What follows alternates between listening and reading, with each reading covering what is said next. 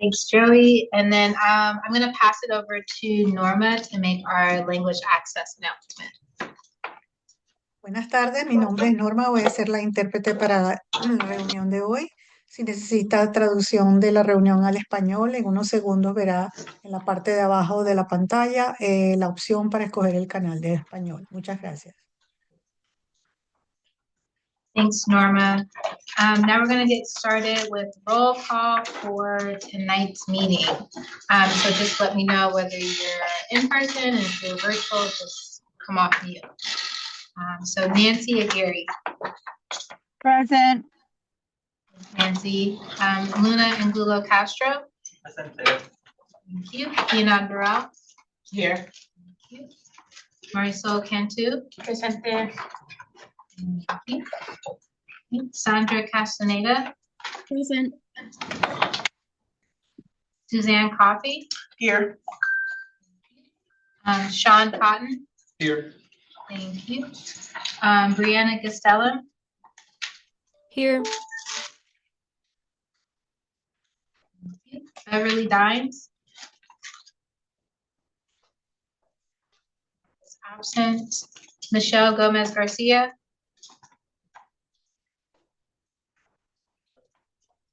Martha's absent. Martha Gruel. Mark is absent. Carrie Guerin. Mark is absent for now. Lisbeth Ibarra. Mark is absent. Hakeem Johnson.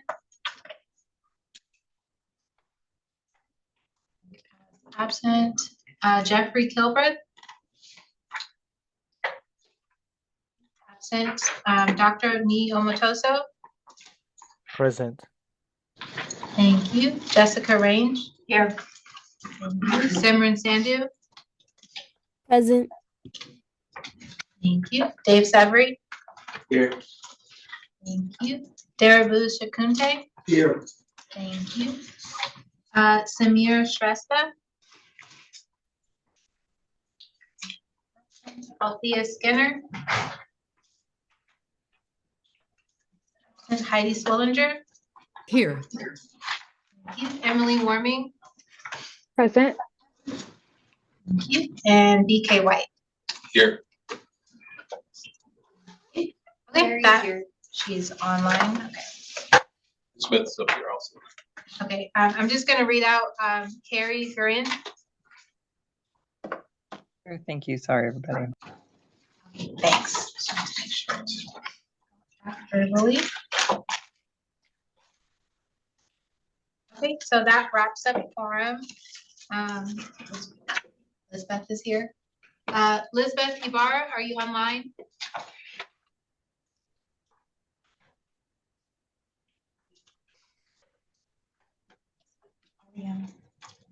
Ariel, she? Yes, I'm here online. Okay, thank you. Michelle, okay, Michelle Gomez Garcia. Here. Okay, thank you. Shamir Shrestha. Here. Okay, thank you. Okay, and now that concludes roll call. That one was a little tricky today. I just want to point out that for tonight's meeting, we're going to use raise hand voting for approval of the meeting minutes, and then we'll use roll call voting for the other action item we have for tonight's meeting. And then for folks that are in person, before you speak, please just say your name so that the folks online know who's speaking. And then as a reminder, the mic picks up a lot of noise and rustling, so just be mindful of any additional movements as it does impact the quality of the experience for the online participants. And with that, I am going to hand it over to Marisol to get us started. Thank you. Thank you, everyone. Welcome in. I will be leading today's meeting. Welcome to our 43rd CSC meeting. Welcome to the staff, some new, some returning. And I just want to shout out to all of the continuing CSC members. Thank you all. Thank you for trying to join on time and also using the chat. We're going to push this meeting forward with a new staff introduction. Malcolm is here with the Air District. Can I pass it up to you to say hello? Thanks, Chancellor. Hi everyone, my name is Mosam Jamwal. I am a new planner with the Air District. My background is in community-based planning and policy work, and I've been working with the East Oakland AB 617 for the past couple of years now. So excited to be here and work with you all on this very important plan.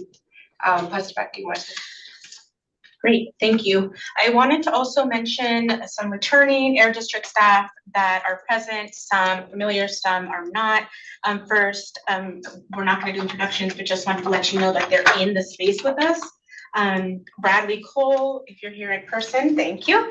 Danny, it might be online. I'm online. Yep. Thank you. Robert Cave is online with us, and then David is online. Okay, Online. great. So as they come in to our space, we'll be pinning them so you'll be able to see their names and be able to ask them questions throughout this. And now we're going to move into our agenda. Okay, so we already did our welcome, our meeting, and our agenda. We're going to move into the approval of the minutes just in a second. That'll be raised hands, so collective hands. Then we're going to go into Luna's and Samira's presentation on the Just Transition Plan of Action, which we'll be voting on. And then we're going to go into a presentation for flaring, and Carrie will be sharing the CSC perspective, and we'll have a Q&A. We'll have our great little break, and then we're going to continue with flaring and how it relates to our plan and how we plan to implement it and engage in a discussion. After that, we'll go over some logistics for next steps and meetings. Finally, we'll have a public comment on any non-agenda items and close out our meeting. Next slide. Oh, I also wanted to acknowledge that Frank Ungo has stepped down as a CSC member, and he was a San Pablo resident, been with us, and works at the refinery, and just want to acknowledge his contribution for doing an exit interview, and we'll be looking to fill that seat based on the incredible work of all of the people that did our interviews. There was a waiting list of folks to come in, so we're going to reach out to them. And next, thank you. Awesome. Okay, so generally some tips. I'm not going to read all of these, but really minimize. We already had Dr. Armatoso say that he was hearing a lot of background noise on the chat. So please just be careful with that. Any side conversations. If you are online, ensure that you are muted. Raise your hand to speak. Say your name if you're in person. And really, we're going to set up a 2-minute timer for questions. And even Air District will get that same 2 minutes timer and to ensure that we are on time. And yes, please be patient. Audio and video issues happen, but please let us know in person or online. Be prepared, engaged, one mic, one voice. Please just don't speak over each other. We're going to use our progressive stack, and we will have our action items with public comments included. Slide. Oh, I'm sorry, next slide. Okay, great. We are going to approve our monthly minutes. We are going to receive a Just Transition plan and vote on that plan. Learn about flaring, and then discuss flaring. Next slide. And we'll pass it over. Yep, this is me. So I presented this last time, so just going to do a quick overview on where we are today and the plan for 2025 meetings. So we're in April talking about flaring and just transition, and then next month we'll be talking about legal approaches and NOV updates, and then transitioning into the summer to get into work on some of the CSC-led topics. Then you'll see in the end of the year we're talking about year one, our annual report that's going to be due to CARB, reflecting on the progress that we've made and planning out year two implementation plan.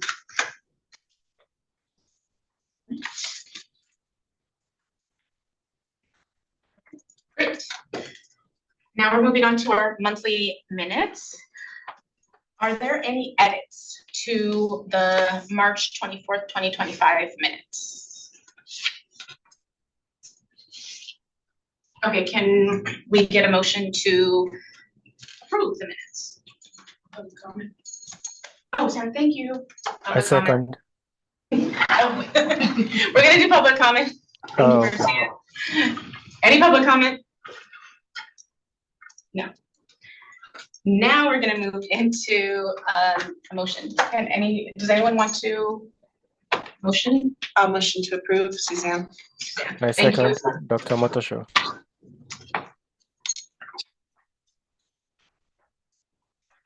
Okay, great. I got a motion and a second. So all those that would like to vote yes to approve the meeting minutes from March, please raise your hand in person and online.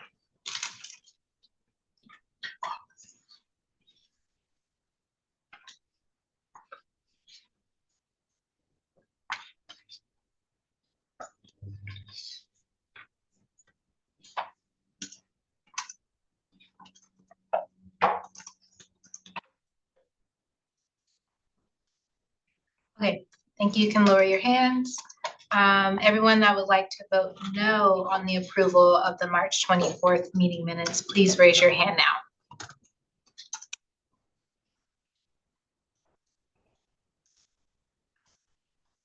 Anyone that would wish to abstain from voting on the approval of the March 24th meeting minutes, please raise your hand now.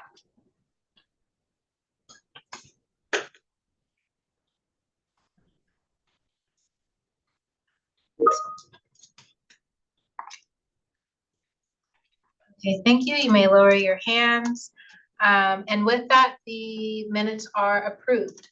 Pass back to you, Marcel. Great, thank you all.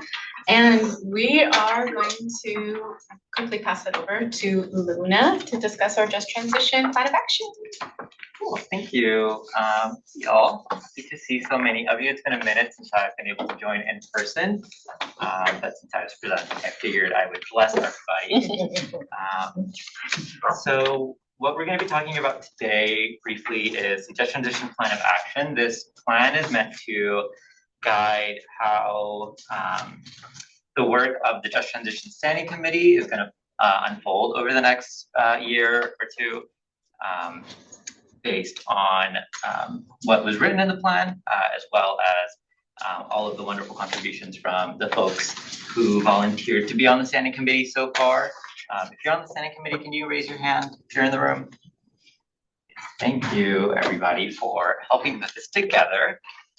So yeah, let's go into what is the goal of the Standing Committee that we've laid out.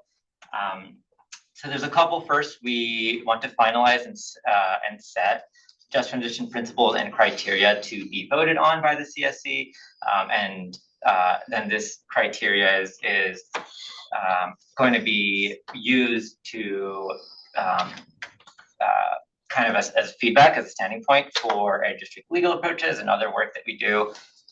The group is going to research and develop educational resources and conduct learning sessions on just transition and environmental justice topics with the CSC and other Ed District groups. The committee is to serve as a liaison to government and non-government agencies to actively engage in just transition work and identify ongoing funding, training, workforce development, resource needs while tracking and evaluating the application of just transition principles and criteria. Slide. We're also tasked with creating a just transition vision plan that outlines key elements of what a transition away from fossil fuels in a justice-oriented way looks like. And There is also the consideration of contracting a just transition project consultant to support the JT standing committee's future vision and plans, as well as facilitate the standing committee will also facilitate our overall engagement in the implementation of the fuel refining strategy 1 action items. All of these goals are outlined in the actions in strategy 1, and that is where this is pulled from. So how are we going to do this? We have divided the work into a couple different buckets, a couple different groups that people who are members can plug into. First is the Standing Committee's facilitation group, the Just Transitions Standing Committee facilitation.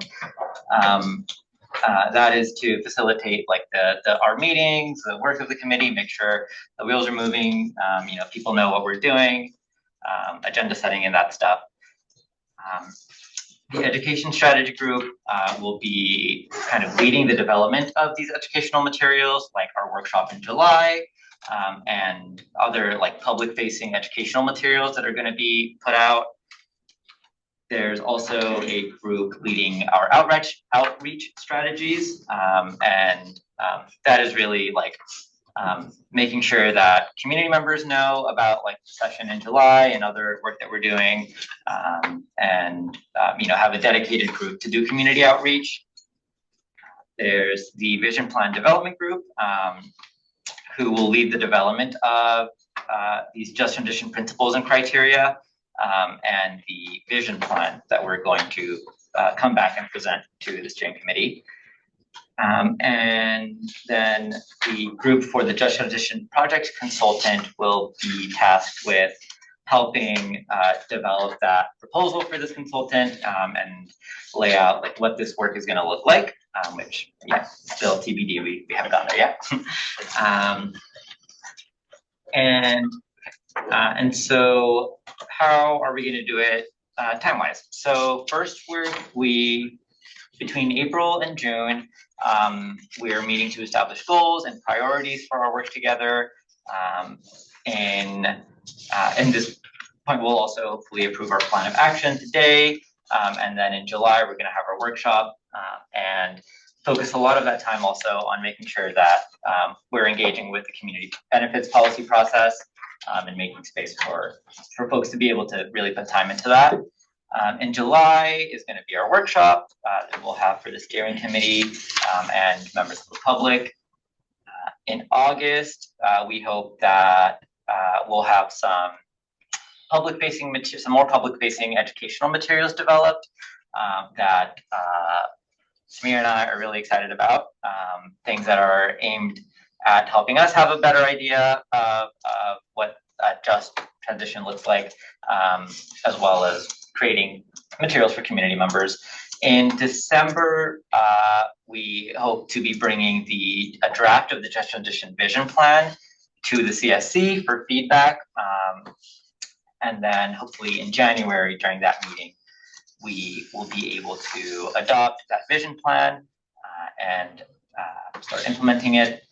And then in February onward, we are hoping to focus on the hiring of this consultant, and the ideating of what the work of this consultant will look like, to support implementing the vision plan. And so the request today is, I recommend that the steering committee approves the Just Transition Standing Committee's plan of action as proposed today, and in the reading that hopefully all of you were able to look at. The plan of action was developed in partnership with the standing committee members, with guidance directly from the plan, as well as ideas that standing committee members had for how to implement it, how to make sense of how to move forward with what the plan proposed in strategy 1. With that, I will open it up for questions, discussions.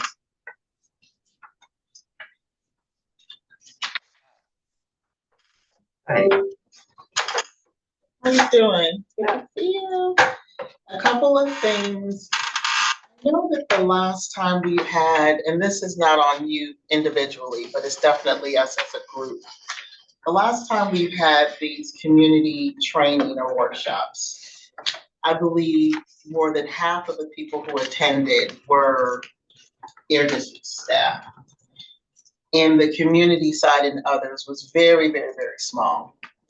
And so, not that this is an answer at this moment, but to really think about how does it look when we talk about community outreach.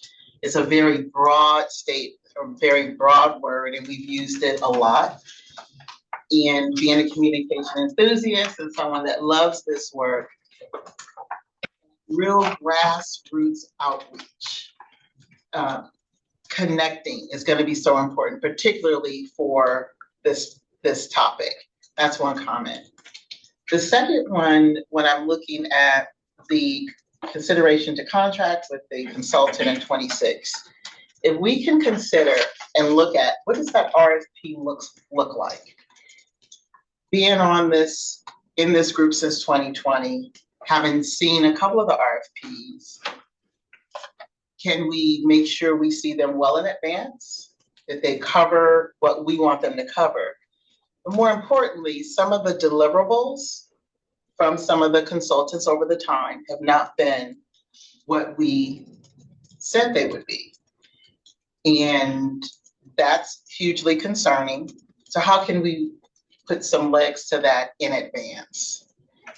And I think the last piece I'll mention around the collateral, I threw out here, I see designing of collateral.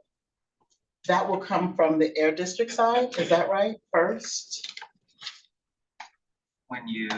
No, who will it come from? The standing committee. They will design it. That's new and refreshing because everything so far has come from Air District first, so this is good. Hopefully that'll be across the board for any collateral moving forward that we can spearhead it from the committee standpoint. And so what I was going to say about that, with the back and forth with the edits and things, there was a lot of time, but if it's coming from the standing committee side, that's great. And hopefully everyone can have comment on that. Not to bottleneck the process, but at least to see it in advance. So, thank you. Well, we have, is there a hand in person too? No. There's, okay, a couple of hands on I this. see Heidi. Can I go first?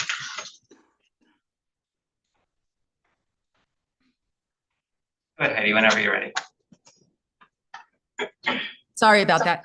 Yeah, if this is better addressed in chat, that's fine. But long story short is I would like to switch from community benefits to the Just Transition group.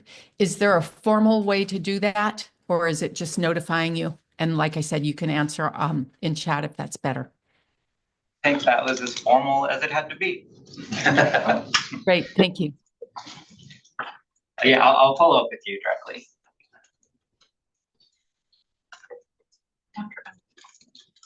Oh, Dr. Mendoza, go ahead.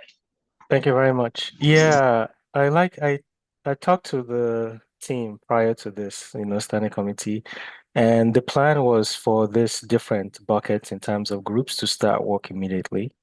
And so the goal is that hopefully the community outreach group will actually get started now, while the materials are being developed, so that we have a chance to connect with the grassroots organizations and communities in advance, of the workshop.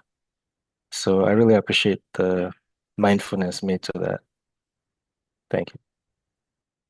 Thank you, Dr. O.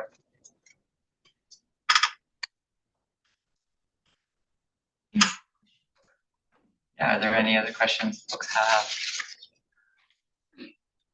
Otherwise, I would recommend a vote to Public comment. We're gonna move into public comment. If there's no other, if you have public comment, please raise your hand in person or online. There's no hands online. Perfect. Now, would anybody like to make a motion? I'd like to make a motion to recommend the Community Steering Committee approve the Just Transition Standing Committee Plan of Action proposal. I second. It's Heidi. Yes. All right, I'm gonna go ahead and get started with a roll call vote. So Nancy Aguirre, Yes. and I forgot to mention, please vote either yes, no, or you can abstain. Luna Angulo Castro, Yes. Enad Barral, Yes. thank you. Marisol Cantu, Yes. thank you. Suzanne Coffey, Yes. thank you. Sean Cotton, Yes. thanks. Beverly Dines, Yes. Brianna Gastelum, Yes. thank you. Michelle Gomez Garcia, Yes. thank you. Martha Gruel, Carrie Guerin. Yeah. That was a yes. Carrie? Yes. Okay, thank you. Lisbeth Ibarra, Yes. you. Jeffrey Kilbreth. Dr. Nee Omotoso, Yes. thank you. Jessica Rain, Yes. Cameron Sandu, Yes. Dave Sabri, Yes. thanks. Darabu Shakunte, Yes. thank you. Samir Shrestha, Yes. okay, thank you. Althea Skinner,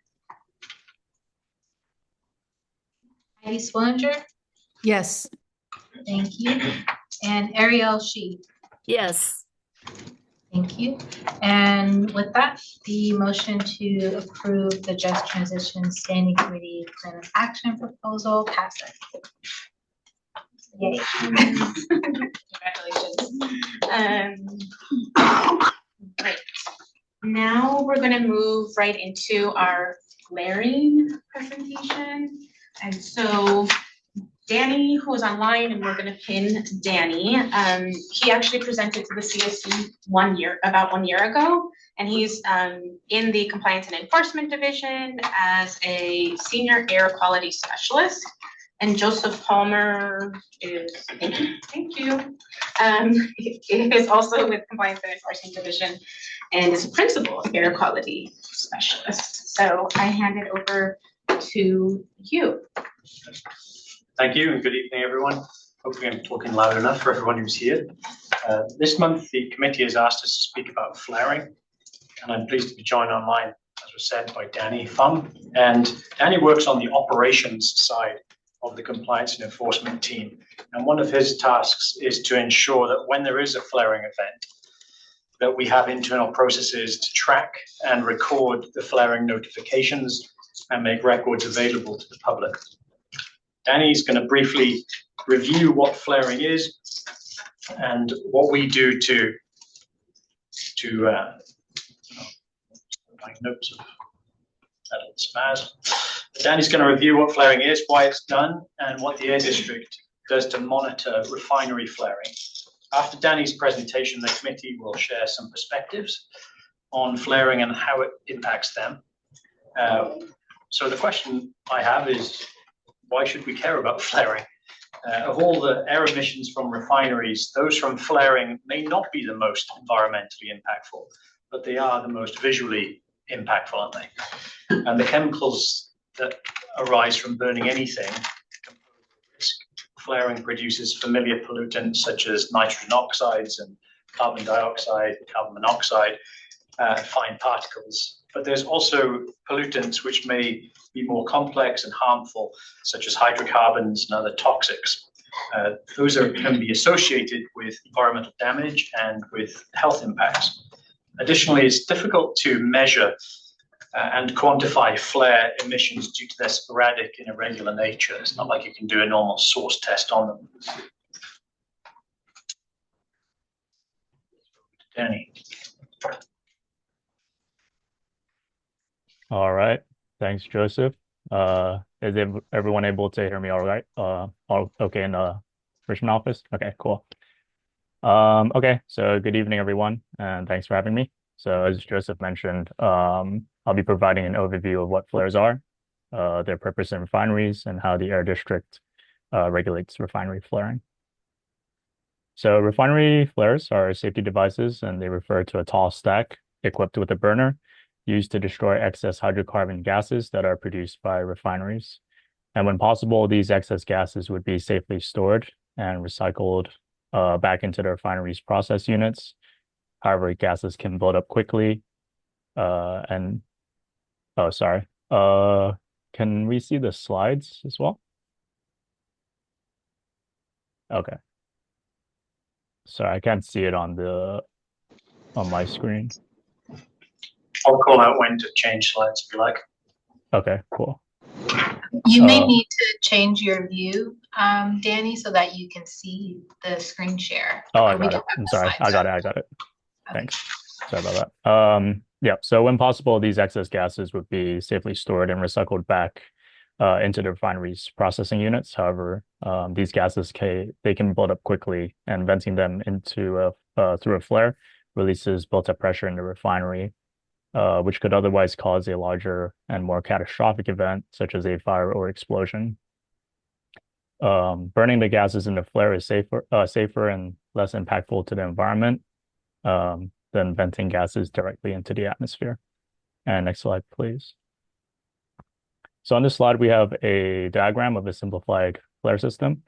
And as you can see, prior to the flare, refineries have a lot of process units that make up the fuel refining process. Many of these units operate under high temperature and pressure. And as mentioned on the previous slide, it would be best if the refinery gases built up in a controlled way and were able to be collected and recycled back into the fuel refining process instead of going to the flare.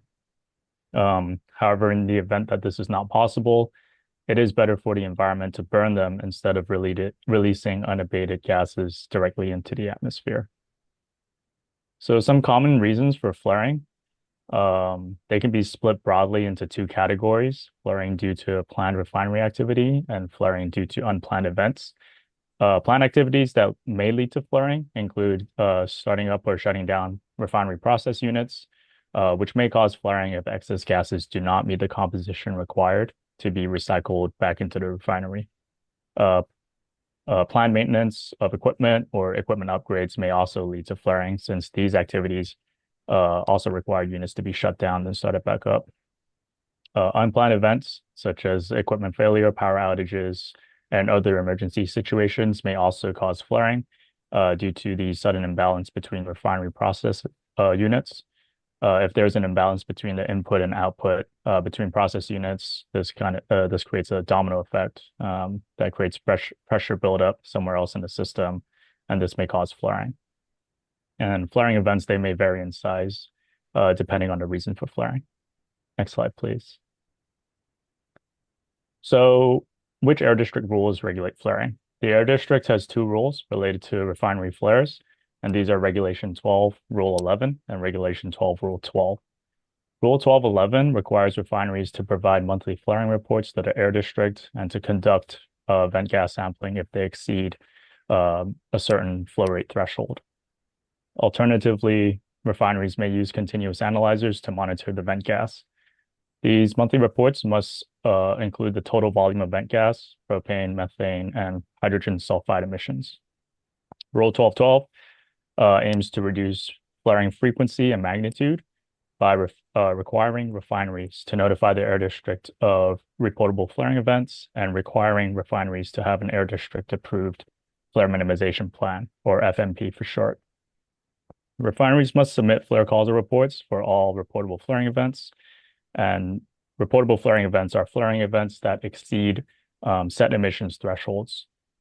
These reports must explain the primary cause and contributing factors that led to flaring, as well as prevention measures that were considered or implemented to prevent flaring recurrence. All refineries also have to have an air district approved FMP and must submit annual plan updates to the air district. Refineries are prohibited from flaring unless they have an air district approved FMP, and the content of the FMPs will be discussed later on in this presentation. Next slide, please. So what exactly are reportable flaring events? So as defined under Rule 1212, a reportable flaring event is defined as any flaring where more than 500,000 standard cubic feet per calendar day of vent gas is flared, or where sulfur dioxide emissions are greater than 500 pounds per day. For flaring events that have emissions that exceed the 500,000 standard cubic feet threshold, refineries must submit a flare notification to the air district. Additionally, refineries must submit a flare causal report for all reportable flaring events. Flare causal reports are due 60 days after the end of the month in which the reportable flaring event occurred. So, for example, if a reportable flaring event occurred today on April 28th, then the flare causal report would be due at the end of June, which is 60 days after the end of this month. As summarized in the graphic on the right, at a minimum, all flare causal reports must include the primary cause and contributing factors that led to the flaring event, prevention measures that were considered or implemented to prevent flaring recurrence, justification for rejecting prevention measures that were considered but not implemented. If the flaring event is consistent with the refinery's approved FMP, if the flaring event was a result of an emergency, and emissions data for the flaring event. Each flare causal report is reviewed by the air district for completeness and accuracy. Our inspectors request maintenance and emissions records from the refineries to verify that the information provided in each report, and also take follow-up enforcement actions if necessary. And all of these flare causal reports are available for public viewing on our website, and the link will be provided at the end. Next slide, please. So what is a FMP? In addition to flare causal reports, Rule 1212 requires refineries to have an air district approved FMP and to submit FMP updates annually to the air district. These annual FMP updates ensure that refineries are continuously reviewing existing processes and making improvements where necessary to minimize flaring. And like all flare causal reports, all of these FMPs are made available on our website for viewing. Next slide, please. And what is in a FMP? As required by Rule 1212, all FMPs must include sections that discuss the technical data about each flare at each refinery, flare minimization equipment, processes or procedures that have been implemented or installed within the last 5 years, flare minimization equipment, processes or procedures that are planned to be installed or implemented in the next 5 years, and also a description and evaluation of all flaring prevention measures that have been implemented by the refinery. Next slide, please. And here on this slide, we have a timeline that shows the FMP review process that happens annually for every refinery. In step one, all refineries, they have the same FMP submission deadline, which is October 1st of each year. And then once the air district receives all the FMP updates, they're then posted on our website for a 30-day public comment period. Comments that are received within this public comment period will be considered as part of the FMP review process. And public comments can be submitted by email to the email that's provided on the slide right here, compliance@baaqmd.gov. And once the public comment period is up, the air district then has 45 days to review all the comments, identify any additional deficiencies in comments, and to notify each refinery if their FMP is approved or disapproved. As part of the FMP review process, all FMPs are reviewed by air district staff for technical accuracy and to ensure that illegitimate reasons for flaring, such as operator error or poor equipment maintenance, are not included in the FMP. Our staff also cross-reference past flaring cause reports, flare monitoring data, and inspection records with the submitted FMP updates to verify that the information provided by each refinery is accurate and up to date. If the FMP is not approved, then the refinery has 30 days from the date of notification to update their FMP and correct the deficiencies. And lastly, once the FMPs are approved, they are posted on our website. Next slide, please. So now that we've gone over the administrative requirements that are set by rules 1211 and 1212, how does the Air District actually respond to ongoing flaring events? So all flaring related inspections and investigations have three essential components. And these are complaint response and investigation, on-site inspections at the refinery, and report and records overview. So firstly, complaint response and investigation. Responding to and investigating air quality complaints is one of the Air District's highest priorities, and this is especially important during ongoing flaring events. Air quality complaints can be filed to the Air District via our website or by phone, and the link is provided on the slide. All complaints are documented and investigated by inspectors. During a flaring event, air quality complaints that allege the refinery may be used as supporting evidence for enforcement actions taken by the Air District. Next, we have the on-site inspection. So once it is safe to do so, inspectors meet with refinery environmental health and safety staff and refinery operators on site to investigate the root cause of the flaring event. And as part of this on-site inspection, inspectors may also request refinery process diagrams, flare causal reports, emissions records, and equipment maintenance records to ensure that the flaring event is documented accurately from beginning to end. If any violations of Air District or federal flaring regulations are discovered during the inspection, inspectors will follow up with appropriate enforcement actions. Next slide, please. And lastly, we have the reports and records overview. So we've touched on this previously as well. Refineries are required to submit monthly flaring data and flare causal reports for reportable flaring events to the Air District. And these are all, again, reviewed as part of the flare investigation. In addition to verifying that the administrative requirements such as timeliness and report completeness are met, Air District staff also review the reports to ensure that vent gas sampling was conducted if necessary. The cause of the flaring event was accurately reported. The flaring event was not caused by a recurring issue at the refinery. That appropriate corrective actions were taken to minimize the flaring duration and magnitude, and that the flaring event did not violate any conditions set in the refinery's FMP. Next slide, please. And so what information is shared with the Air District about flaring events? So we initially are informed about flaring events through a number of different ways. So sometimes if it's a reportable flaring event, we get flare notification emails from the refinery.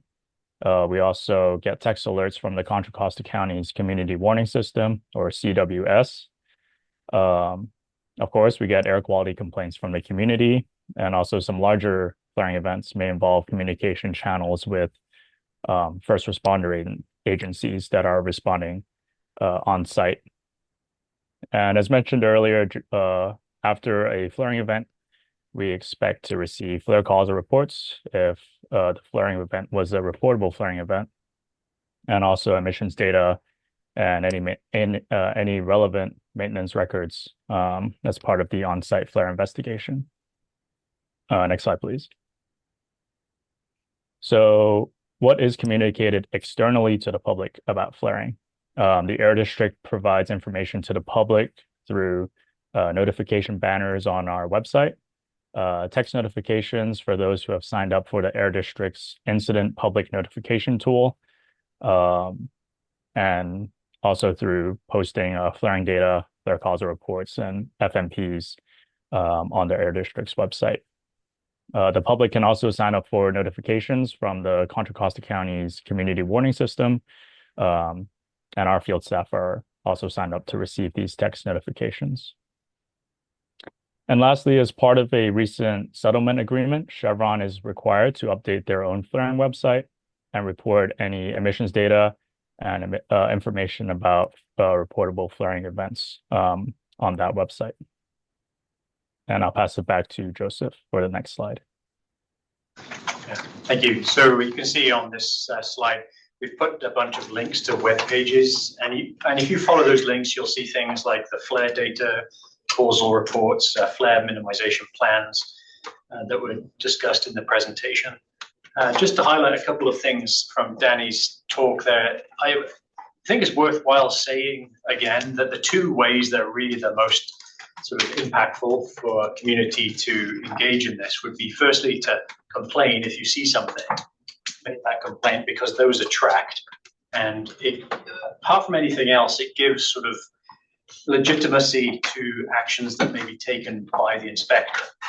So if a violation notice is issued and there's complaints, that shows that it was an impactful thing. And then the other thing is, as Danny said, is flare minimization plans have a yearly review. So in October, there's that 60-day review period. So if you would like to be part of that process, that would really be something that's worth looking at. Okay, so if we look on the next slide as well, in the interest of time, I'm not going to read them all out, but we see some of the impacts of flaring on here. So flaring has a strong psychological effect on the community beyond any environmental or health impacts. And if you want to, in your own time, you can read some of the impacts there and some of the ways in which that's been reported on as well, because links on that slide. And if there are further questions, we also have online David Holstius, who's our acting health officer, and we can open it up for questions at this time. Oh, one more thing. Oh, yeah, sorry, we perspectives from the CSC members first. We're excited to have Carrie from CU who's joining us online to go ahead and share for a couple of minutes. Hello, good evening, CSC members. In case we haven't met before, my name is Carrie Guerin. I use she, her pronouns. I'm the Richmond staff attorney at Communities for a Better Environment. We are an environmental justice organization rooted in 4 California communities. We've been organizing in Richmond now for decades, and we combine community organizing as well as technical expertise with our scientific and policy research teams and our legal team, of which I'm a part, to advance our members' vision for environmental justice. And as I begin, I want to emphasize that it would be very easy, as we talk through technical topics, to just believe that flaring is a reality that we have to accept. But I want to pause there. Flaring is a choice. It's a political choice made for us with a history of zoning and discriminatory zoning to understand who in our society has to bear the burdens of living on the fence line and the front line of a refinery. That's a choice. And it's a choice that we continue to re-entrench by policies that don't quite get to what they say they're getting to. When we try to tackle pollution and don't quite get there, right? Now, with that said, we see a number of opportunities, and we're excited to be part of this group and join the Air District in thinking through what would it take to actually bring flaring down, since we've not seen that so far from the policies on the books. So let me back up again. Let me talk a little bit more about the work of our organization, share some of the perspectives of our members as they inform this work, and some of where we're hoping that we might be able to go all together. So on the community organizing front, last March, we held a flaring town hall at Perez Elementary School. Can I get a show of hands, maybe folks in the room or on Zoom? Do folks know where Perez is? Seeing some over there on 4th Street, Pennsylvania. Yeah, we are talking fence line, front line. From the school play yard, you see the refinery. And there's a deep significance of having done the town hall there, of course, because we're talking about the neighborhoods there in the Iron Triangle that are in the 99th percentile for childhood asthma. And we're talking about a school where kids know when they're out playing during lunch and the refinery starts flaring that they have to run inside, that it's no longer safe for them to be outside. This is what we're talking about here, really putting some color to those psychological impacts that the Air District staff was sharing just now. Now, with that said, at the Flaring Town Hall, we had a purpose, twofold purpose, to both share out technical information and build a sense of community empowerment so folks know what flaring is, what the contaminants are, and what they should do when flaring happens. Document it, report it to the air district, and talk to your neighbors. Help make sure that all your neighbors understand too. And at the same time, we wanted to collect public experiences as to continue informing our advocacy on this topic, since the lived experience of folks in the community really stands above all the different types of expertise that we can gather here. And all of that then informs our technical work. So on the technical side, we've been commenting on the flare minimization plans now for a number of years. And something that we noted in our 2022 flare minimization public comment letter, the 23 FMP comment letter, and the 2024 FMP comment letter was all the same, that Chevron's been recycling the exact same cost-benefit analysis for the strategy, the technology that would most significantly reduce flaring at the refinery. It's called flare gas recovery. Now, back in 2005, when they last updated their numbers, they say it's the most expensive and it's infeasible. It'd be nice to know that in 2025 dollars, and it'd be nice to know what the Air District can do to incentivize more stringent restrictions on flaring. We get back to this concept that it's a choice, right? The FMPs are approved despite this glaring error, presumably, of recycling CBA cost-benefit analysis now for almost 2 decades. That said, it's not the only issue, right? In those FMPs, we found examples of potentially misleading data presentation and a lack of strategies at the hydrogen plant where a lot of the flaring is occurring. And back in the day, we mobilized for Rule 12 as it currently stands, those flaring rules with some CBE activism back in the day. And we're eager now to update those rules again, working with the CSC and with the Air District on that. So again, I thank you for the time. Thank you for the co-chairs and the Air District staff for the spotlight here, and I'll pass it back. Thanks. Thanks, Karen, so much. Really appreciate it. Welcome in, Nathea. And so we're going to go into our questions, comments, discussion topic. We have a board that we can also write on just general themes that we're finding, and we'll take some notes and type them up later. We are going to use the 2 minutes, the 2-minute timer. Does anybody want to kick us off? Dr. Amatoso, kicking it off online. Go ahead. Thank you very much. This is Dr. Motosho. I had a question. I don't know how flaring rates compare in the Bay Area compared to other refineries around the world. But my question was, does the Air District see how feasible it is to eliminate flaring in general? Like, is there an end goal of zero flaring? Danny had said that if there is going to be flaring, then burning it is the best way to do that. And if you're going to burning it efficiently is the best way to get rid of and destroy the most. To entirely eliminate flaring, that would be something I don't know about, and I'd have to get back to you on. I don't know if Danny online, if you have any thoughts on that, but with such a system in such flux and with potential dangerous consequences of not releasing, it's hard to imagine for me what the alternatives look like, but I'm not a flaring expert in that way. Danny, do you have any thoughts on that? Yeah, the only thing I'll say is from a compliance and enforcement standpoint, we can only enforce regulations as they are currently written. So we don't review, feasibility of eliminating flaring. And that would have to be something that the Air District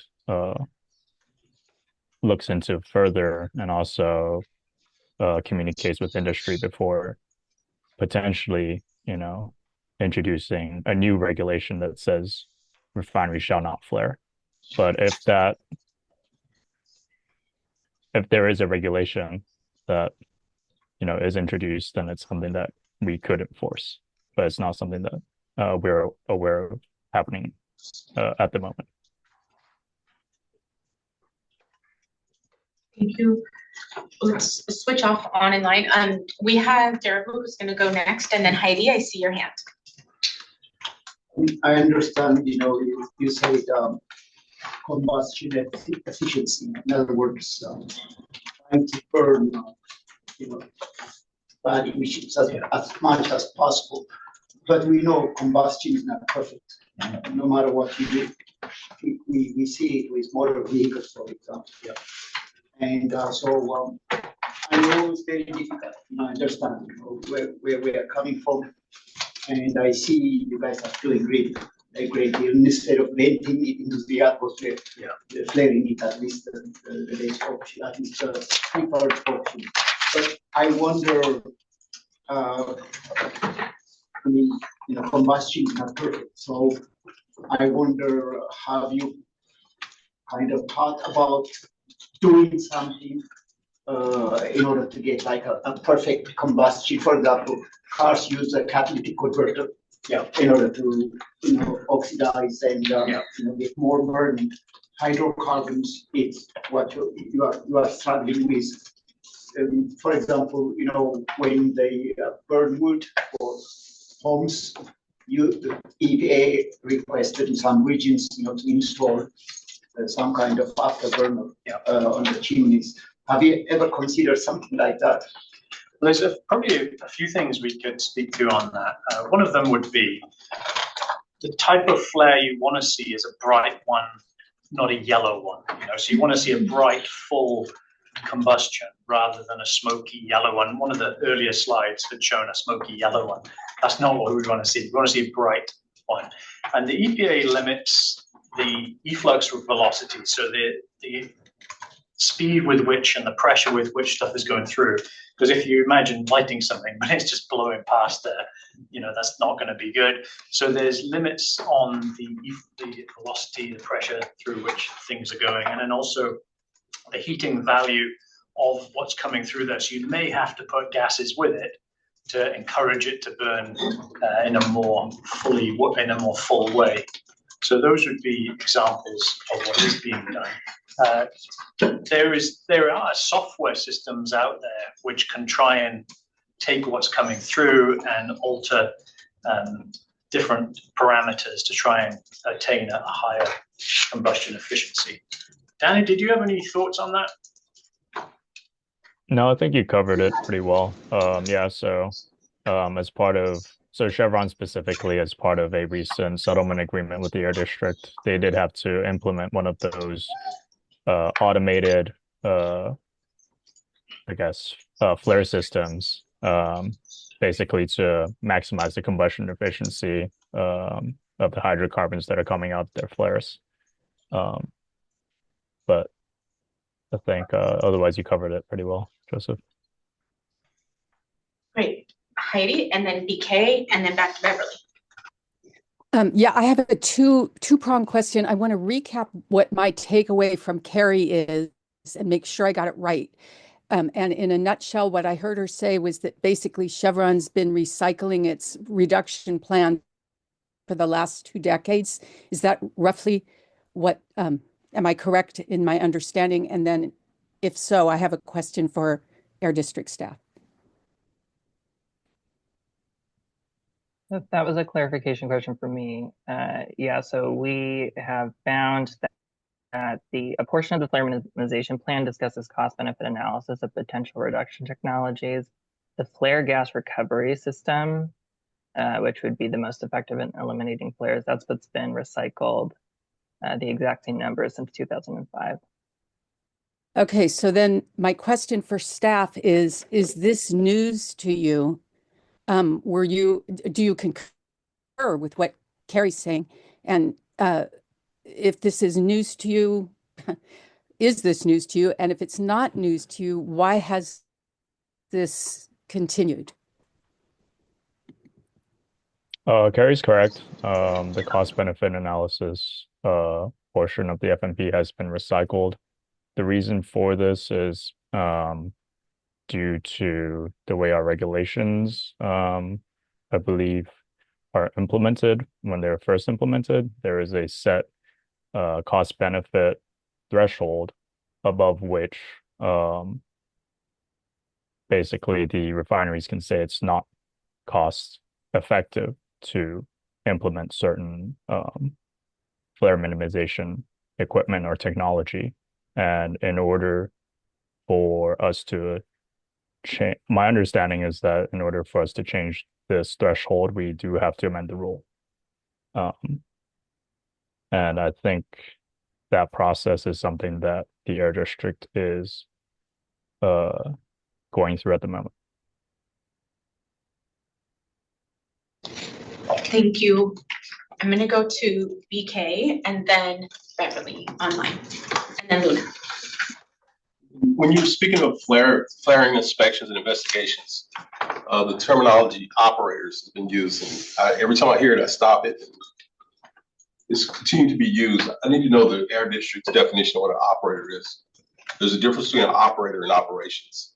And no matter how loud I say it, you guys continue to say operators. What would you? Operations. I'm an operator. I'm a head operator. I've been one for 29 years. You never talk to us. You talk to someone from operations, but not to us. Viet has been reaching out saying that he's going to work with USW Local 5, but please don't characterize it as operators, because those are not operators you're talking to. Secondly, when there's equipment failures, you say that you get the relevant maintenance records. When it's supposedly operator error, how do you verify that is operator error? Well, I mean, there's good points you've made, and I heard you say at least one of those a couple of months ago. Yes. And I wanted to try and catch you on your way out to find out more. So maybe we can have a chat during the break, because I'm very interested to find out if we're missing things. Okay. So that would be, because it's not like we're sticking our heads in the sand and No, it's like, find stuff. I don't think it's on your end. I think you're presented with someone and it said it's operators. Yeah. And you take that at value, but those aren't. They're in operations. They're not operators. Okay. So the operators are the ones that you need to talk to. Yeah. So that's going to be, I think, well, let's chat offline and figure out the best way of doing that. And also, you know, there's going to be, as you know, not just direct members of Chevron, but there's going to be people there who are hired by Chevron. And we do speak to those people as well, those contractors. So when we classify one as an operator and one as operations, I don't, you know, we may have been clumsy in the way we've said that. Okay. So it'd be good to find out, like, where are the angles. And why it's important. Yeah, yeah. And we do get information from operators stroke operations through to us that gives us information and allows us to get into more detail. That doesn't always happen. And as you can imagine, during the inspections, you have staff who are maybe more managerial, who may have an impact on the things that are said. So if there's ways to obtain information and alternative ways to do that, I'm very interested by that. I'm sure that I can pass that through to the relevant people. Okay. And also the assist gas is the gas that you said that helps with combustion. Yeah. That was mandated by BAAQMD years ago. It was put in the place the equipment was by Chevron. But up until I left in 2022, it was never in auto. It was never, it should be triggered by the BTU value at the top of the flare, and it was never in any plant that I know of. The equipment's there, but it's not put in auto. And also, are there any reviews on flaring and feed rates? So this is probably where Danny was talking about the software that is going to be put in play, where it could take these feed information and try and the idea is to optimize the destruction efficiency. So this is if it does get to that point. Not off gas. Okay. Feed rate through the plant. Oh, okay. I So see what you're saying. running So you're increasing feed rate through the Are plant. you more susceptible to flaring at higher feed rates? And if so, are those the right feed rates? That's a good question. I'll take that one down and get back on that. That's a good question. Because if you're producing more, you know, by putting too much in the front end, yeah. Yes. Thank you. That's all. Thank you, BK. Beverly? Hi, my question has to do with the unintentional flares. It's just I'm interested in knowing how or whether there is an increase, or if the number of unintentional flares is similar year after year, or if there's been an increase, or I want to say a dramatic increase, or ever if there's been a dramatic decrease in the number of unintentional flares. So that's it. That's actually my question. So these are unplanned flaring events. Unplanned, yes. Unplanned. Okay. I'll have to get back to you on that, but we have that data. I just need to pull it up. Okay. So I'd be interested in knowing that, yes. Okay.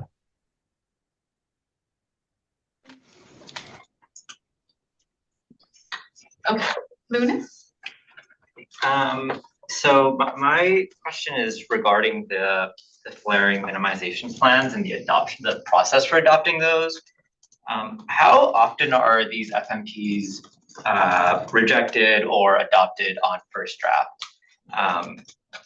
I'm curious from your perspective as you know, as engineers, like how well do you feel that the process is actually working to ensure that that reduction is happening and not just monitoring and recording? Like how, yeah, I mean, especially if there are these things happening, like these like elements of the plan being adopted for 2 decades straight, you know, without even accounting for like inflation changes. How can we feel confident that this process is actually working to like decrease these cumulative impacts of the fuel industry enrichment versus just documenting it and saying, okay, well, they said this was going to happen again. If they said this was going to happen again. So I'll let Danny answer in a little bit, just put a little bit of context on it for myself. I used to be in the team back in the early 2000s when just 1211 was the only flaring rule that we had. And there was a degree of frustration for me that all we were doing with 1211 was gathering it data. And now with 1212, you've got not quite perhaps wrapping your arms around the entirety of it, but at least you're formulating maybe to whatever the next step is, which is to start like ratcheting that down some. And I think the purpose of bringing to bear the pressure here is to see what's the next level that we can go to. So Danny, I don't know if you have any specific references you want to give on this one. For the rate of disapprovals, I would say for the last 2 years, we did disapprove 2 refineries, FMPs, on the first pass round. We had some comments and some language that we wanted them to change in their initial update. I guess the most difficult thing with the FMP process in terms of getting refineries to improve their process and procedures is, as Carrie mentioned, the cost benefit analysis, because we don't have enforcement authority to say, hey, you must implement X, Y, and Z to reduce your flaring emissions. So if we did have more teeth in our regulations, that's something that we could implement, but at the moment it's not something that we can do. That's why we have been our legal team has been requiring refineries to make equipment and process improvements through mutual settlement agreements. But those are part of settlement agreements with violations that we've issued to the refineries, not through the FMP process. Thank you. Perfect. We are about 1 minute off of our break, so it's totally up to y'all. We're gonna eat into our break right now, and then we'll come back. I just want to let everybody know that we are going to have another large group discussion on flaring and how it relates to our plan, specifically 1212 and 1211. So please, Ianad, I know there was a comment in the chat for Althea. So Ianad, go ahead. Suzanne, it's on y'all. If you want to wait, let us know. Go ahead. Is everybody good with going, or you want to eat? Let's go. So for myself, the only reason I even joined this group in 2020, being raised in Baby Hunters Point, we know what's happening there. Now being in Richmond over 20 years. So it's all public health for me. And when I looked at and was going through the reportable levels, my goal as a communication person and as a community advocate is to break that down so individuals understand.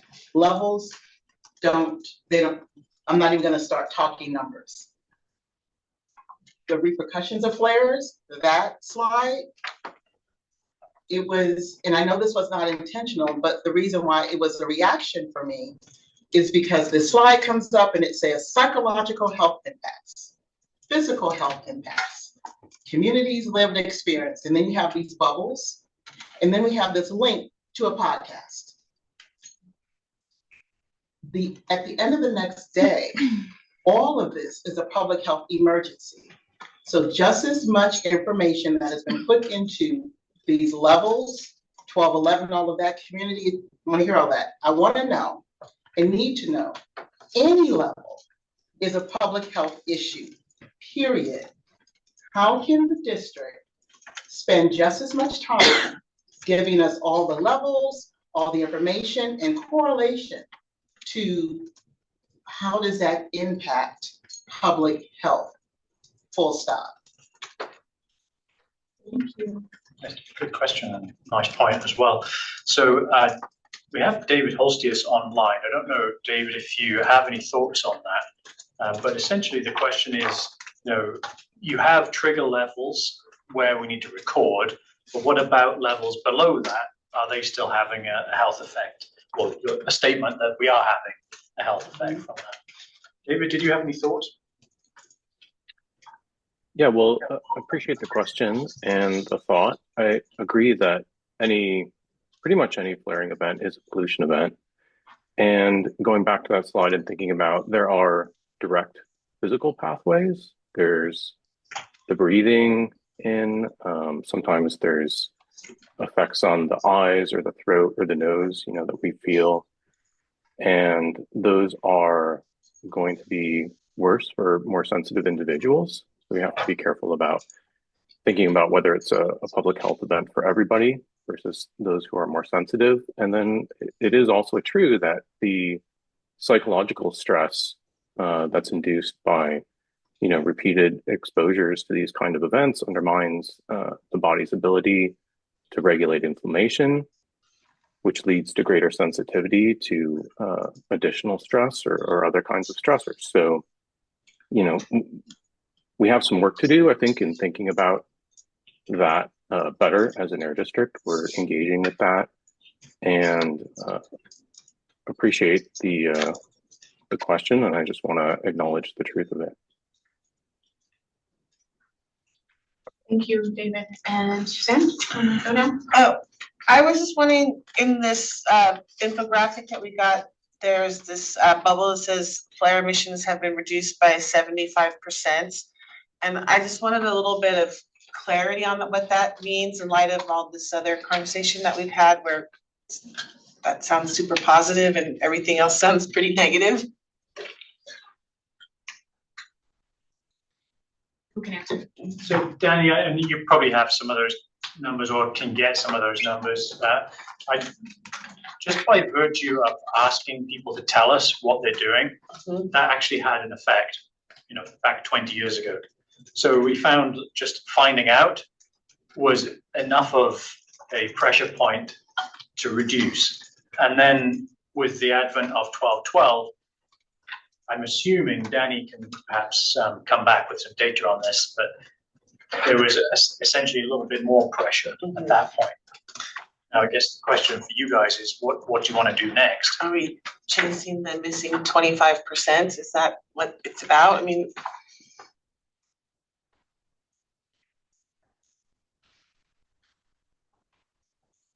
Danny, want to add anything online? I have to check where that number came from. I think Joseph's correct. Probably is from when the flaring rules were introduced. And we do have, we have data on how the emissions have changed over the years as as we've enforced and implemented these regulations, flaring regulations. Thanks, Suzanne. Okay, so we're gonna take a 5-minute break and then come back at 6:50, where we're gonna learn more from Laura and other Air District staff on how our plan relates directly to flaring and what we put in the plan. Thank you so much, appreciate it.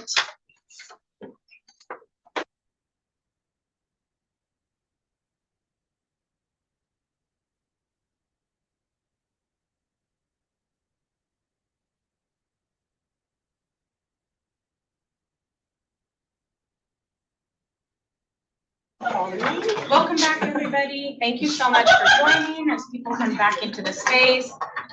We do want to keep us on schedule, so we are going to go into how flaring is connected to our Path to Clean Air, our community emissions reduction plan, because that is the focus of our work. And so we are going to have to hand it over right to Laura. Thank you. Next slide, please. Okay, so back in May 2024, Danny presented, I presented to you, we talked about flaring about a year ago. So in the pre-read for this month, we did provide a link to that slide deck and the recording link for you to be able to view, but just to recap what was talked about, we reviewed all of the relevant Path to Clean Air actions for flaring that came from Strategy 2. To reduce persistent flaring and improve incident response. And it also covered some related actions from the accountability strategy in fuel refining. We provided information on compliance measures to address flaring that were included in the Rule 6.5 settlement agreement. We also did an analysis of overlap between that settlement agreement requirements and Path to Clean Air flaring actions. There was some overlap. Then lastly, we discussed next steps for those flaring actions as we transitioned into plan implementation, which is where we are today.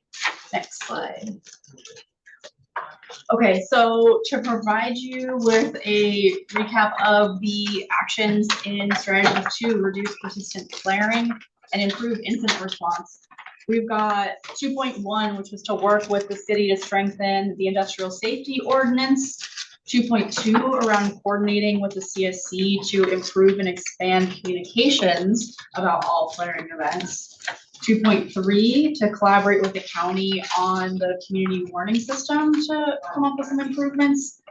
And then 2.4 and 2.5 about improving the Air District Incident Response Program.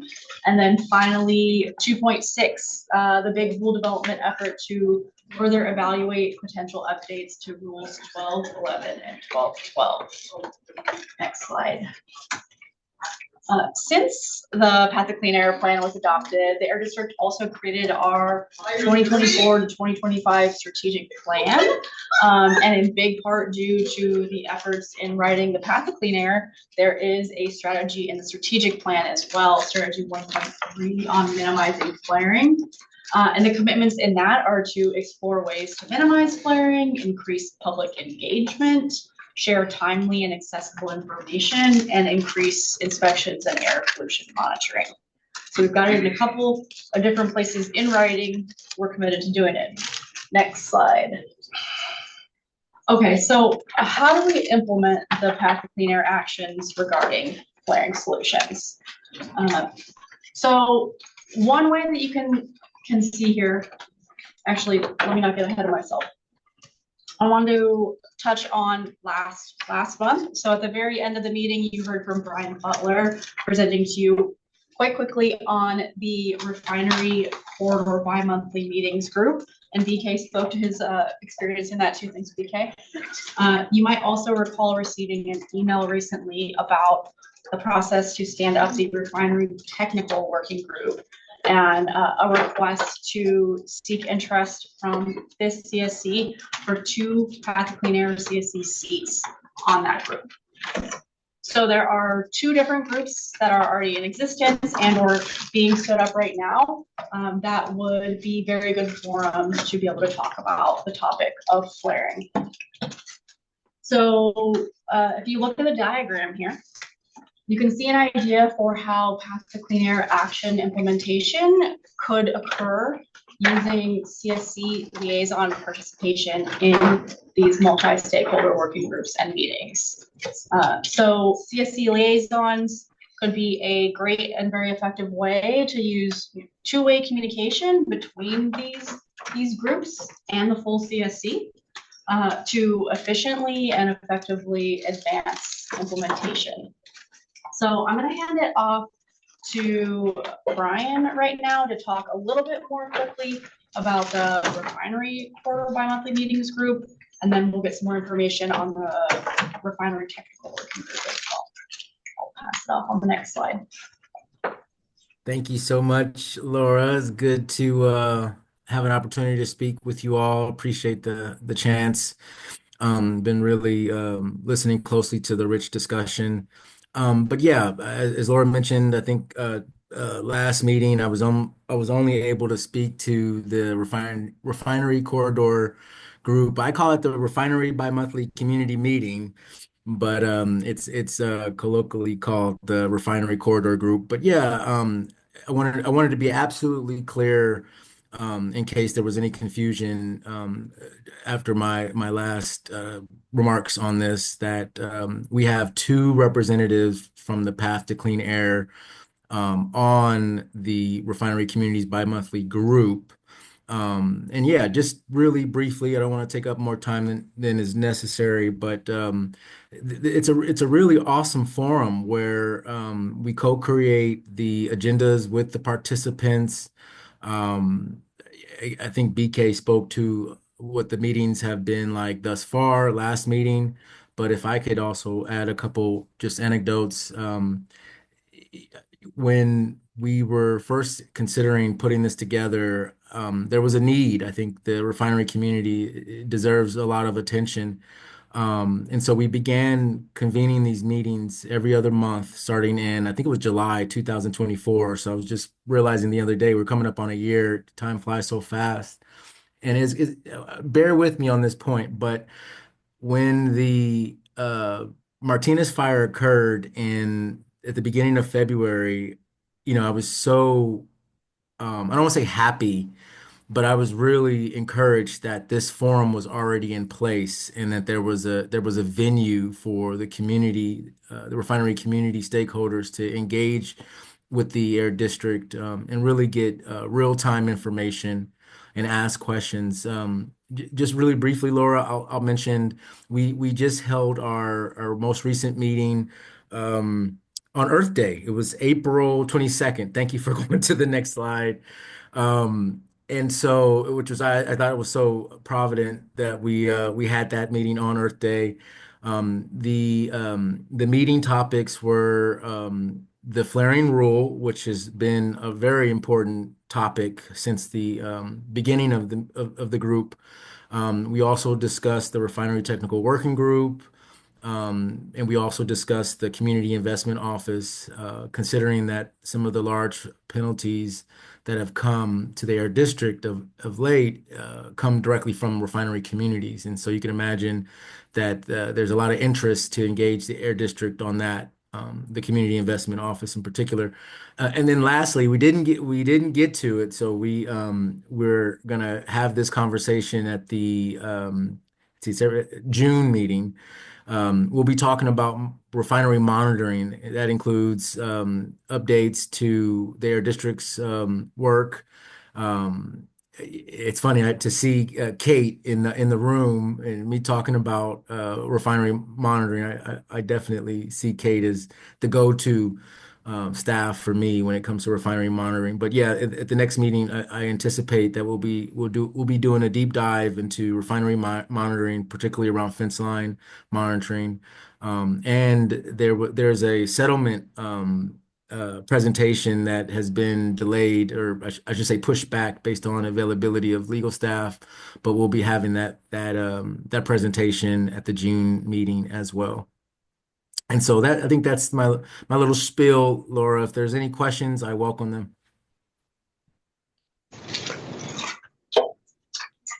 Yeah, we'll have a full discussion once we get through a couple more slides where anyone can ask questions, but I think we can hand it to Robert to cover a bit more information on the refinery technical working group.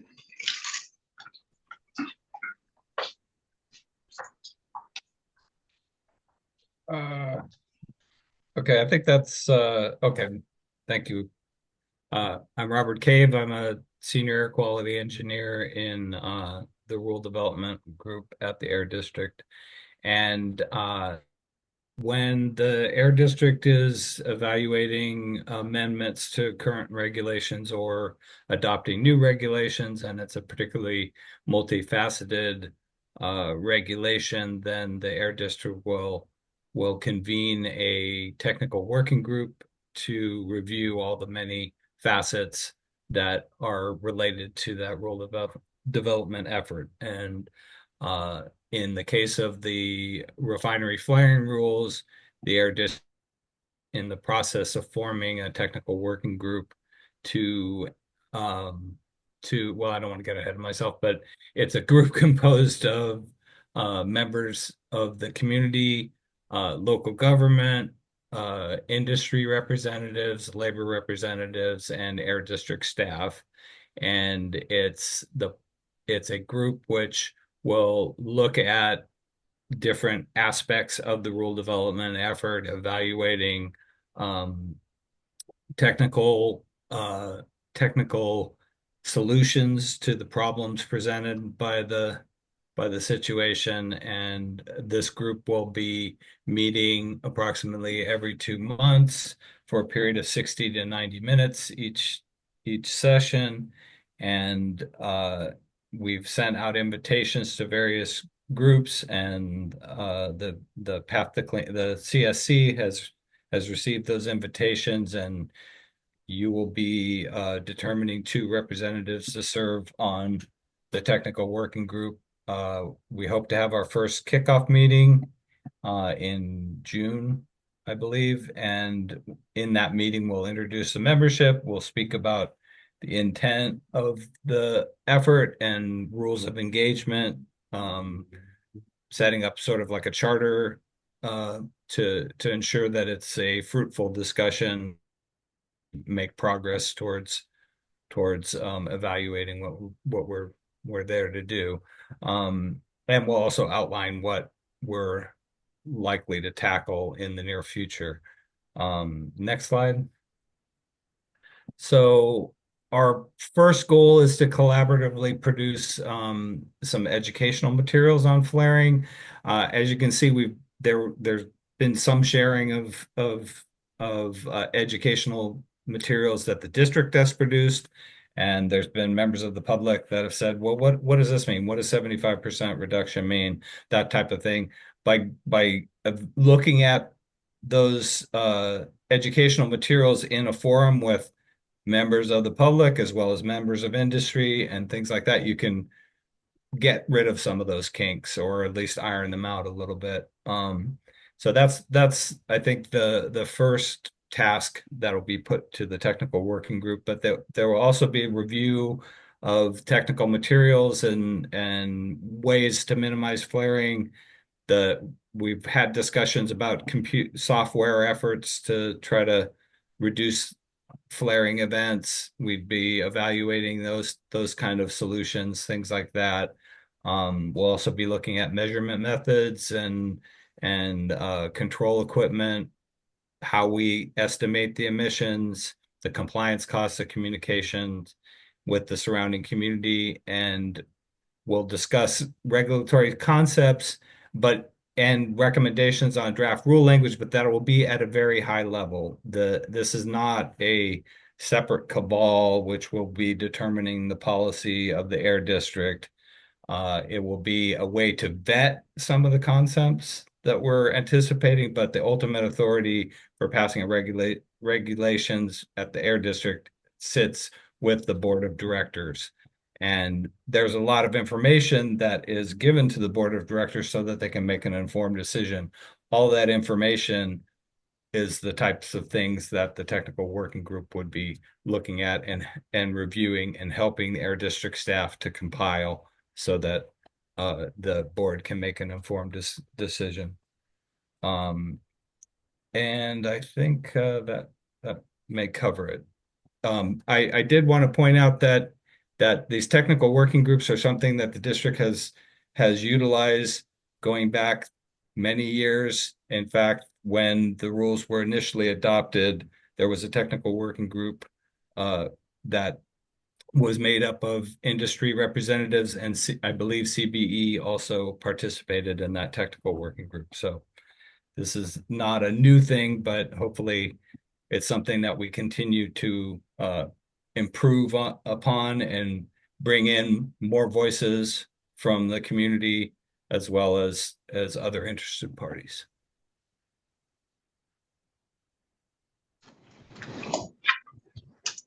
Thank you so much for that presentation.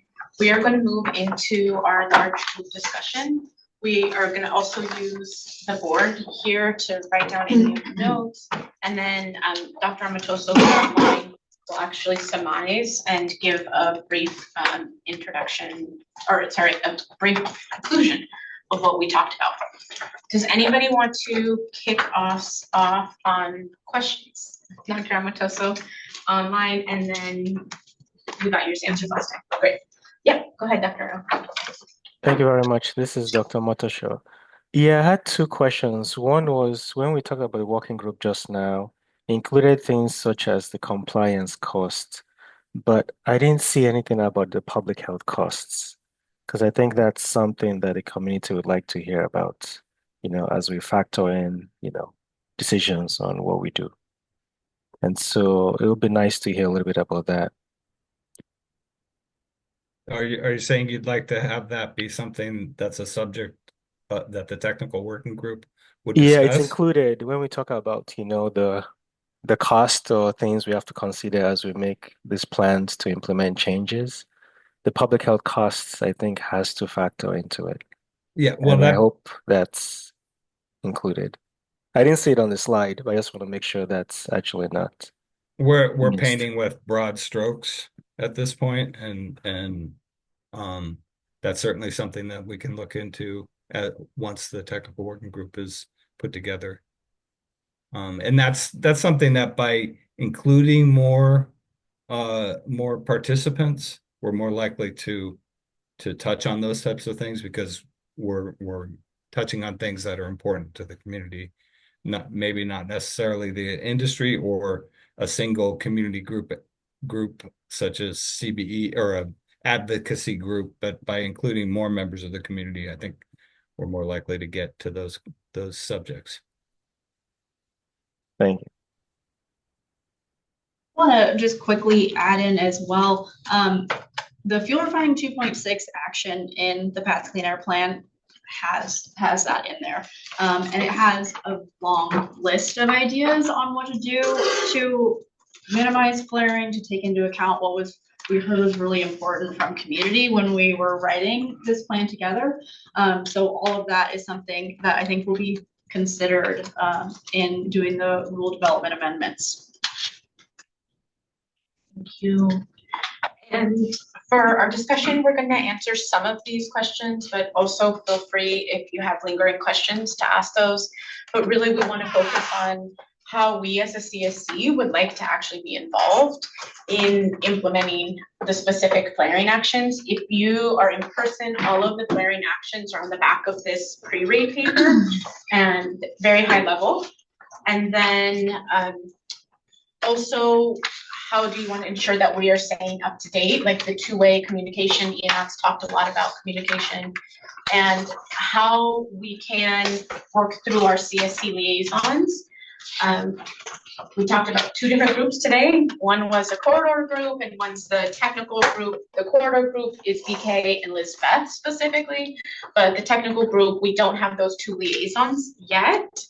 We have multiple people, multiple CSC members that have are excited to join that. And so what do we want to see for their participation if they're going into this technical group? And yeah, what are those roles, expectations, and what type of information would you want to hear back on? Enod, and then Jessica, and then Suzanne. Thank you. I think I can have a better understanding if we have a goal. Do we have a goal of what we want to see and have happen? So I can back into it? Through our plan, we have all of the actions and strategies that are meeting the overall goal, which is just to reduce flare. And there's more language in the survey. Yeah, I'll listen some more and I may have another question. Thank you. Jessica and then Suzanne. Oh, no, I'm good. Okay. So I gather there's two groups, 4 people from the CSC, both on both groups. I think that's plenty of CSC in-depth work. I would like to see either make like notes. I think there's gonna be some notes from the April 22nd meeting sent around, either like the liaison responsible for disseminating them or making sure we have them, and then at these monthly meetings doing a quick report out if there was a meeting, summarizing those just for the rest of us, so we bring it to the top of our heads, and then also tying that back into these actions. These groups are being set up with these various purposes.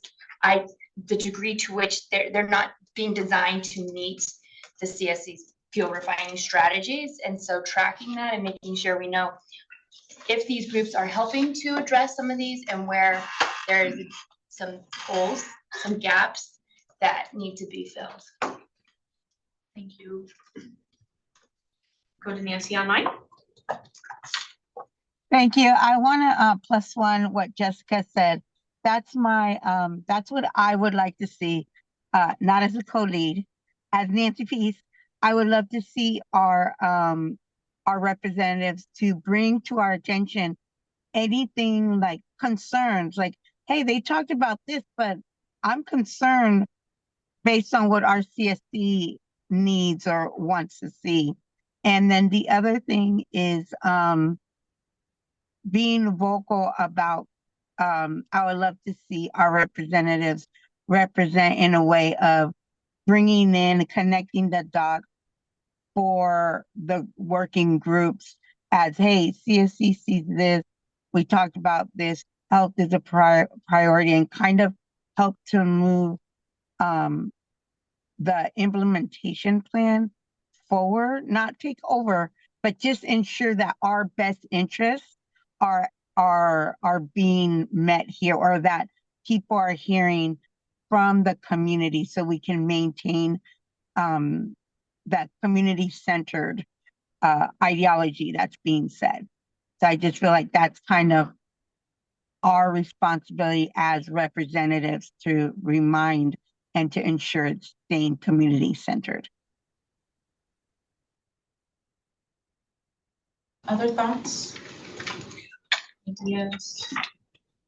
Online? I have a thought and question. Being a part of Path to Clean Air since we were an air monitoring group, there's been a lot of data that's been brought out. There's been studies done, air monitoring complete through CARB grants with APAN and groundwork and so forth. But what I think we've always continued to struggle with is really truly communicating the facts and data out in a way that is easily digestible to the community, right? And so even as we go through the actions and strategies and see what works well, I think we can talk about things as CSC members and advocate with the air district and with the city, but then if it still doesn't hit home within the community, are we doing what we're supposed to do? And so I would like to see something that can be easily discussed. I know it's highly technical for a number of these things, but how can we truly break it down and communicate better? Other ideas?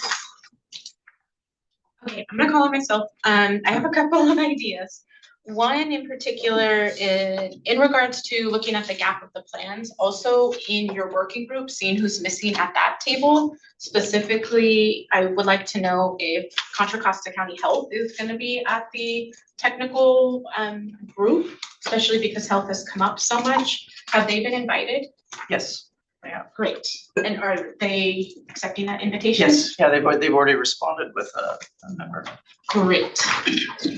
And then I guess my next question is Emily, just maybe not be Emily Warning, who's on our CSC, but just making sure that that representative is talking to our CSC Contra Costa Health representative, and they're in communication specifically about our plan and bringing that up. So there's not a gap there. The other is I want to offer support to the liaisons. The plan that we wrote is extremely technical, but it's also a lot of our CSC members wrote that and had a vision for our plan and how it would be implemented. And so if any of the liaisons needed help understanding how to engage, how to understand the plan, and then how to strategize in those meetings, I think we as CSC members should offer to support them in that. So they're not alone in their thinking, and that they have CSC members that are supporting their liaison. And then it can also help hopefully minimize on some of those communication gaps that we've been seeing. Emily just asked, can you share who the person from Contra Costa Health will be so that they can connect? Give me a moment. Yeah, no problem. Thank you, Emily. That's a great question. So making sure that there's enough support for our liaisons through CSC, through education, through working with any staff members. And then I also like the idea of this consistent kind of feedback loop. So I was wondering if maybe the co-leads might want to have a standing agenda item where every working group liaison are actually coming back and always on our agenda, just letting us know exactly what is going on. And those could just be standing agenda items. So BK and Elizabeth can always speak, and then the other two liaisons can always speak. That's what I have right now. Other thoughts around liaison? Yeah. A clarifying question, the Contra Costa representatives on the technical committee? Yes, that's what I was referring to. Yeah. And then the technical committee will report every month? Hopefully we can put that on the agenda. That's what I'm advocating for. And no, both groups. Any working group that we have CSC liaisons to should be reporting back every month to us. So we close that communication gap. Cool, thanks. Great. Anybody else online? Think about this. Other questions? We have about 7 minutes. Other flaring questions that we want to ask our staff for 12-12. I'm gonna just ask one. I know that it was mentioned that 12-12 and 12-11 are going through the amendment process right now. In our plan, we wrote a lot about the amendment process, so I just want to see how we are gonna be included in that amendment process. Okay. Normally, when we do regulatory development, one of the reasons we are initiating and reconvening the refinery technical working group is for representatives of an organization like yours to be able to participate on an ongoing basis in the rule development process. It's not just for you to sit there and hear us talk to each other, but for, you know, to represent your concerns and ideas, and to be able to take those concerns and ideas and what you've learned or what you've heard at the refinery technical working group and bring it back to the larger body, to the point you were just making. And also, which is part and parcel of rural development, if you want us to report out on the ongoing progress of the rural development process. We'd be happy to come to the CSC and give you an update.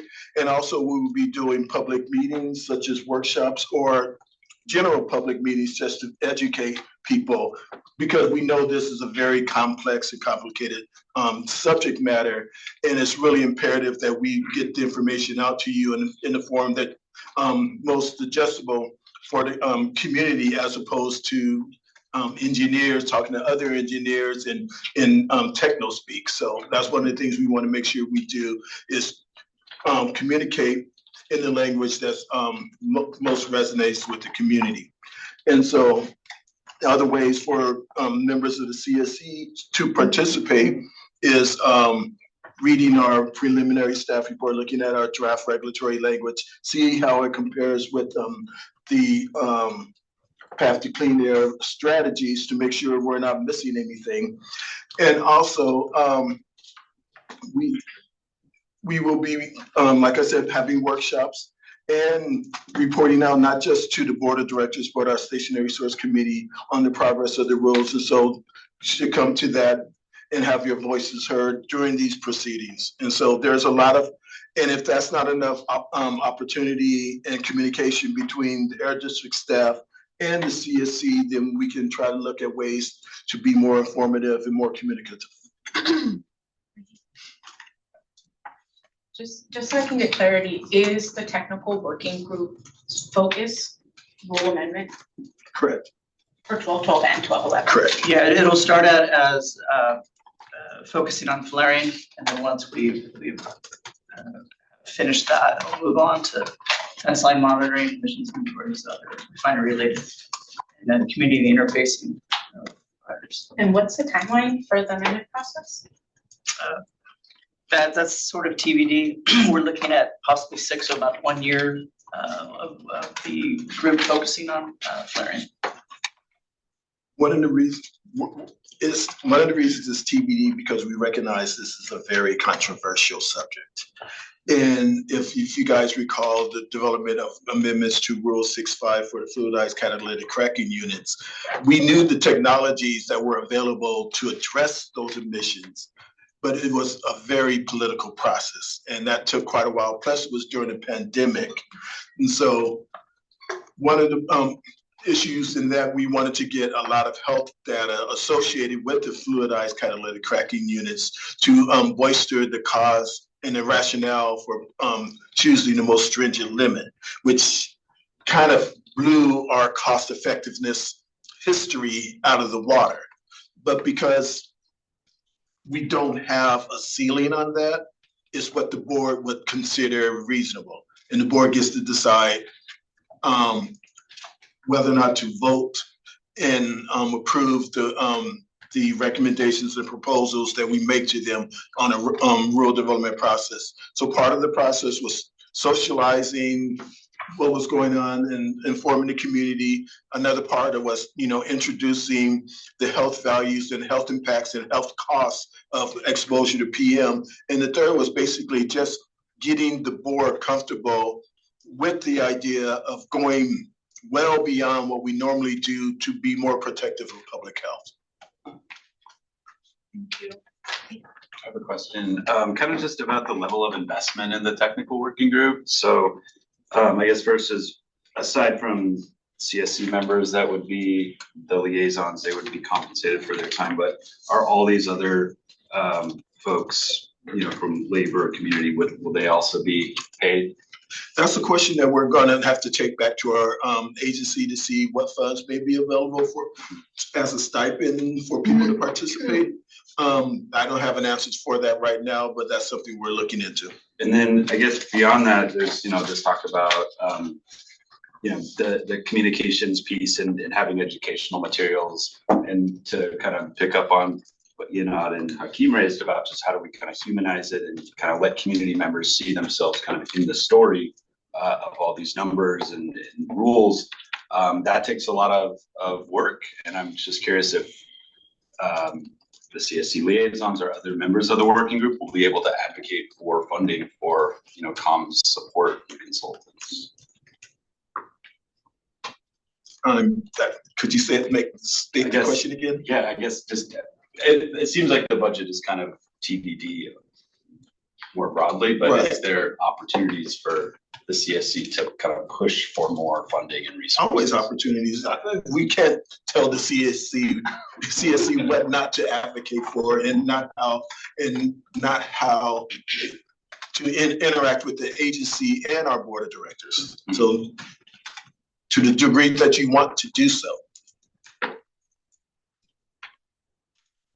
Just an aside on that, we keep talking about all these funds, penalty monies and things, and how can we harness that money to fully fund our CSC and compensate community members, or how can we advocate to have those funds to be available to directly, impact this community work that we're doing? Because it doesn't, I know there's these sort of budget rumblings, but there's not a shortage of money to do this work. And so is it just redistributing, and how do we, like I said, advocate to make those funds available, since everyone's talking about how to spend it? That's my 2 cents.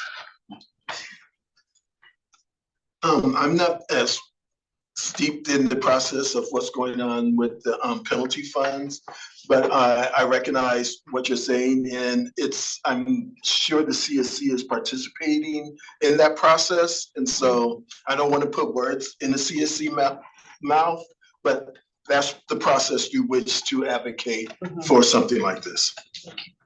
Great. We have 2 people online, Carrie and Nancy, and then Carrie. Okay, I'm gonna let Carrie go first. Okay. Thanks, everybody.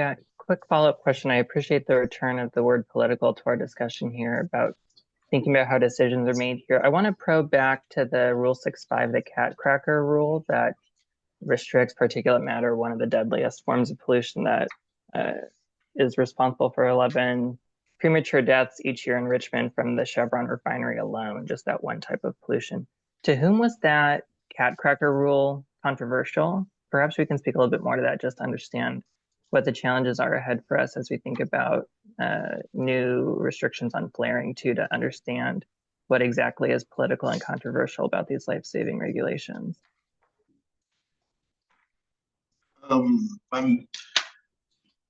It's political simply because it's what's been one of the most expensive rules the agency has ever embarked upon making, irrespective of which of the 2 technical choices. They were both very expensive. And because of that, there's been, during the process, the refineries lobbied our board of directors quite a bit on this rule. That's one of the reasons I believe, in my personal opinion, that the rule took so long, because several board members were being lobbied heavily. And even after the rule was adopted, we were sued on that rule. So those are political aspects, as opposed to, like I said, there was 2 choices of technology at the beginning.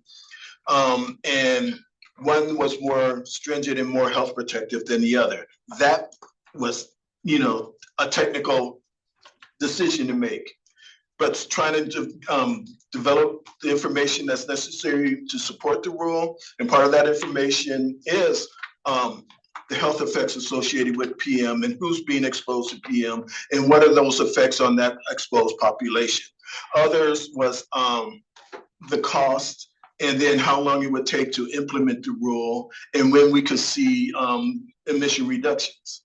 And so I'm not sure what else that you would need to know from a political perspective, but that's why I said the rule was extremely political. There was a lot of lobbying from both sides to get this rule passed, and we finally got the board to go the path of the most stringent, most health protective route. But that took a lot of work and a lot of cajoling.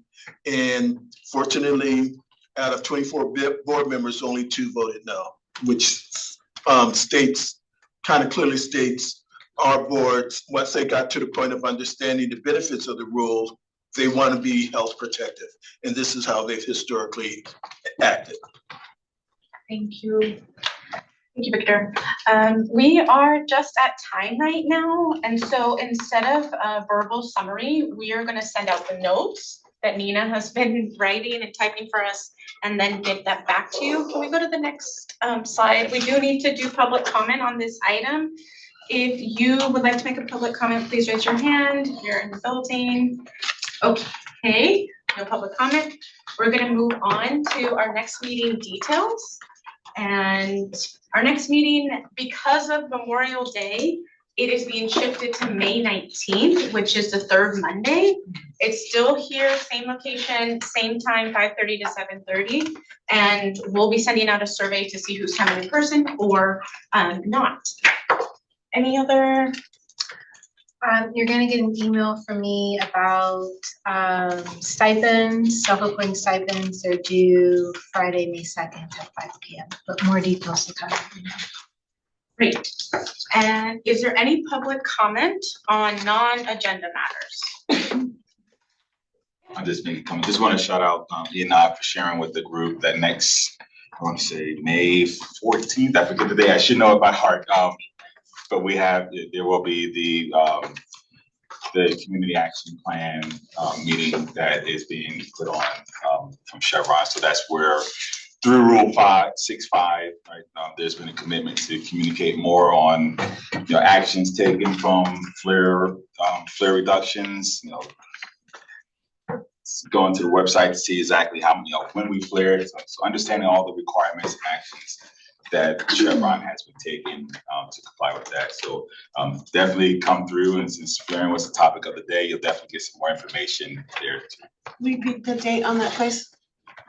Tuesday, May 13th, from 6 to 9 p.m. at Cobiz Richmond. Thank you. From the email. Thank you. Any other public comments online, in person, on non-agenda items? Okay. Thank you so much. That's all. Perfect. Thank you all. 7:32 is your time. Have a great night. Appreciate you. Thank you.